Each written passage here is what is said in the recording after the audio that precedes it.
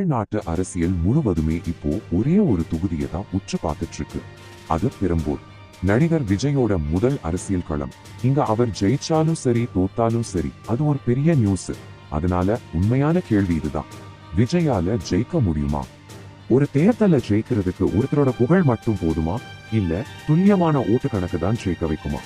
வாங்க விஜயோட புகழை தாண்டி பெரம்பூரோட தேர்தல் கணக்கை நாம உடைச்சு பார்க்கலாம். இப்போ என்ன நடக்குதுன்னு புரியணும்னா, முதல்ல 2021 பெரம்பூர்ல என்ன நிலைமைன்னு பார்க்கணும் இல்லையா? அந்த தேர்தல் முடிவுகள் தான் இன்னைக்கு நடக்கிற இந்த யுத்தத்துக்கே அடித்தளம். இதோ பாருங்க, 2021 திமுக 1,05,000க்கும் அதிகமான ஓட்டுகளை வாங்கியிருக்காங்க. அதாவது பதிவான மொத்த வாக்குகள்ல இது 52%.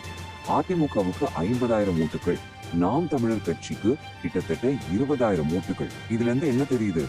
பெரம்பூர் திமுகவோட ஒரு அசைக்க முடியாத கோட்டை. ஆனா அரசியல்ல உடைக்க முடியாத கோட்டைன்னு எதுவுமே கிடையாதுல. ஒவ்வொரு கோட்டைக்கும் ஒரு பலவீனம் இருக்கும்.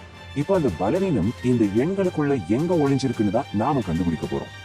சரி, இப்போ வாங்க நிகழ்காலத்துக்கு வருவோம். வரப்போற தேர்தல்ல விஜய் ஜெயிக்கணும்னா அவருக்கு தேவைப்படுற அந்த மேஜிக் நம்பர் என்னன்னு சரியா கணக்கு போட்டு பார்ப்போம். இந்த தடவை கிட்டத்தட்ட 1,88,000 ஓட்டுகள் பதிவாகும்னு எதிர்பார்க்கப்படுது. இது ஒரு 4 மணி போட்டிங்கிறதால ஜெயிக்கிறதுக்கு 50% ஓட்டு எல்லாம் தேவையில்லை. வெறும் 35%, அதாவது சுமார் 66,000 ஓட்டுகள் வாங்கினாலே போதும். இதுதான் விஜயோட மேஜிக் நம்பர். இப்போ கேட்க போற கேள்விதான் ரொம்ப ரொம்ப முக்கியம். அந்த 66,000 ஓட்டுகள் எங்க இருந்து வரப்போகுது? விஜயோட தமிழக வெற்றி கழகம் அந்த ஓட்டுகளை பெறதுக்கு ஒரு 7 வழிகள் இருக்கு. அது என்னன்னு தான் இப்ப பார்க்க போறோம். இப்ப நாம தவைய கட்சி கட்டாயம் கவனம் செலுத்த வேண்டிய அந்த 7 முக்கியமான வாக்காளர் பிரிவுகளை பத்தி வேகமா ஒரு அலசல் பார்த்திடலாம். ஒவ்வொரு பிரிவிலிருந்தும் எவ்வளவு ஓட்டுகளை எதிர்பார்க்கலாம்னு பார்ப்போம். விஜயோட வாக்கு வங்கி எங்க இருந்து உருவாகும்? முதல்ல தவேகாவோட அடிப்படை ஓட்டு, அப்புறம் நாம் தமிழர் கட்சியிலிருந்து சிதற போற ஓட்டு, அதிமுகவோட சரிவு ஓட்டு, திமுக மேல அதிருப்தியில் இருக்கிறவங்க ஓட்டு, புதுசா ஓட்டு போட போறவங்க, ரசிகர் மன்றங்கள் மூலமா வர்றது, கடைசியா ரொம்ப ரொம்ப முக்கியமான பெண்கள் ஓட்டுகள். இந்த 7 வழியில பெண்கள் ஓட்டுகளை கவர போறதுதான் உச்சகட்ட போட்டியா இருக்கு. பாருங்க, திமுக இப்போ மாசம் 1,000 ரூபாய் கொடுக்கறாங்க. ஆனா விஜய் அதை 2,500 ரூபாயா தர்றேன்னு சொல்லியிருக்காரு.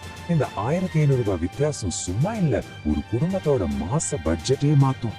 அப்போ அது ஓட்டுகளையும் மாத்துமா இல்லையா? சரி, இந்த 7 வழிகள்ல இருந்தும் கிடைக்கிற மினிமம் ஓட்டுகளை கூட்டி பார்ப்போமா? இது போட்டியில விஜய் எந்த இடத்துல நிறுத்துதுன்னு தெரிஞ்சிடும். நாம பார்த்த அந்த 7 வழிகள்ல இருந்தும் கிடைக்கக்கூடிய குறைஞ்சபட்ச ஓட்டுகளை கூட்டுனா விஜய்க்கு சுமார் 51,241 ஓட்டுகள் கிடைக்குது. ஆனா வெற்றிக்கு தேவையோ 66,000. அதாவது இன்னும் கிட்டத்தட்ட 15,000 ஓட்டுகள் பத்தல. இது ஒரு பெரிய இடைவெளியாச்சே.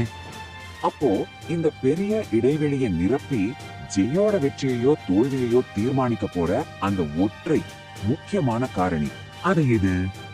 இந்த நம்பரை பாருங்க, 19,821. இதுதான் இந்த முழு தேர்தலையும் தீர்மானிக்க போற நம்பர். இது 2021 நாம் தமிழர் கட்சி வாங்கின ஓட்டு. இந்த ஒரு வாக்கு வங்கி தான் பெரம்பூர் தேர்தலோட உண்மையான திறவுகோல். இங்கதான் மொத்த ஆட்டமே மாறுது. நல்லா கவனிங்க. சீமான் இந்த தடவை பெரம்பூர்ல போட்டியிடல, அவர் காரைக்குடியில போட்டியிடுறார். இதனால என்னாச்சு தெரியுமா? போன தடவை நாம் தமிழர் கட்சிக்கு விழுந்த அந்த 19,821 ஓட்டுகளும் இப்போ ஆதரவு இல்லாம நிக்குது. அந்த ஓட்டுகள் இப்போ பிரிய போகுது. அதுல ஒரு பெரிய பகுதியை விஜய் கவர்ந்தா அவருக்கு தேவைப்பட்ட அந்த 15,000 ஓட்டுகளுங்கிற இடைவெளி ரொம்ப சுலபமா நிரம்பிடும். இது நடந்தாதான் விஜய் ஜெயிக்க முடியும். இதுதான் விஜயோட வெற்றிக்கு இருக்கிற ஒரே வழி. இந்த வாய்ப்பை சரியா பயன்படுத்திக்கணும்னா தவகை கட்சி கட்டாயமா ரொம்ப சரியா 5 வேலையை செஞ்சே ஆகணும். இதுல 1 தவறுனாலும் கணக்கு தப்பாயிடும். 1, அடுத்த 48 மணி நேரத்துக்குள்ள நாம் தமிழர் கட்சி வாக்காளர்களை அணுகணும். 2, தேசிய அரசியலை விட்டுட்டு பெரம்பூர் தெரு பிரச்சனைகளை பேசணும்.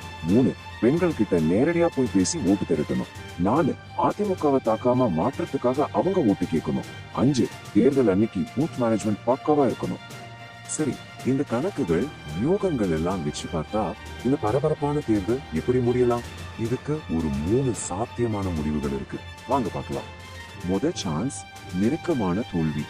அதாவது தவக பயங்கரமா போராடினாலும் திமுக ஜெயிக்கும். இதுக்குதான் அதிகபட்சமா 45% வாய்ப்பு. 2வது தவக அலை வெற்றி.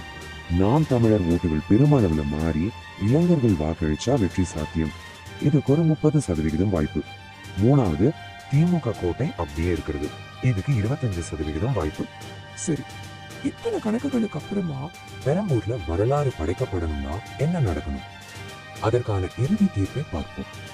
அதனால இறுதி தீர்ப்பு இதுதான். பெரம்பூர்ல விஜய் ஜெயிக்க முடியும். ஆனா அது அவரோட புகழால மட்டும் நடக்காது. நாம இவ்வளவு நேரம் அலசின இந்த ஓட்டு கணக்கால தான் நடக்கும். நாம பார்த்த ஒவ்வொரு வியூகமும் சரியா வேலை செஞ்சா வெற்றி சாத்தியம்.